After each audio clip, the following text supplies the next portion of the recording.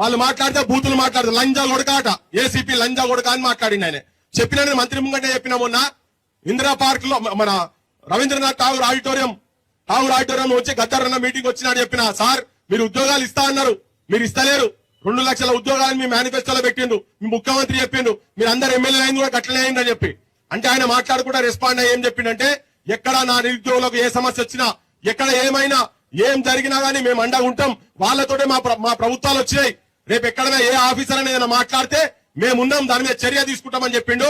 అదే అడ్లూరు లక్ష్మణ్ గారికి మళ్ళీ ఆయన ఉపన్యాసం అయిపోంగని చెప్పిన. ఇక్కడ చిక్కడపల్లి ఏసీపీ లకారాలు వాడి బూత్ మాట తిట్టిండు కాబట్టి ఆయన మీరు వెంటనే సస్పెండ్ చేయండి అని చెప్పినా. నిన్న ఇందిరా కూడా చెప్పినా మీరు ఓన్రి, మీరు టీములు ఓన్రి. ఇది పోలీస్ రాజ్యం కాదు, ఇది లాఠీ తూలాల రాజ్యం కాదు, ఇది ప్రజాప్రభుత్వం అని చెప్పుకున్నారు కదా, పొంగనాలు కొట్టుకుంటూ తిరిగింది కదా. మా కాడికి వచ్చారు, మా కడుపు తలకాయ పెట్టిరు మీ ముఖ్యమంత్రులు వచ్చి, కడుపు తలకాయ పెట్టిరు, కాళ్ళు పట్టుకున్నారు. మిమ్మల్ని పట్టుకోలేదా నిరుద్యోగ యువకులను? రాలేదా? రాహుల్ గాంధీ దిగొచ్చి చిక్కడపల్లి లైబ్రరీ రాలేదా? ఏం పోయింది? అన్ని పట్టుకున్నారు వాళ్ళు వచ్చి. ఉస్మానియా బిస్కెట్లు, మీ బిస్కెట్లు బాగుంటాయి, మీ నిలోఫర్ ఛాయలు బాగుంటాయి, మీ ఆల్ఫా హోటల్ బిర్యానీలు బాగుంటాయి.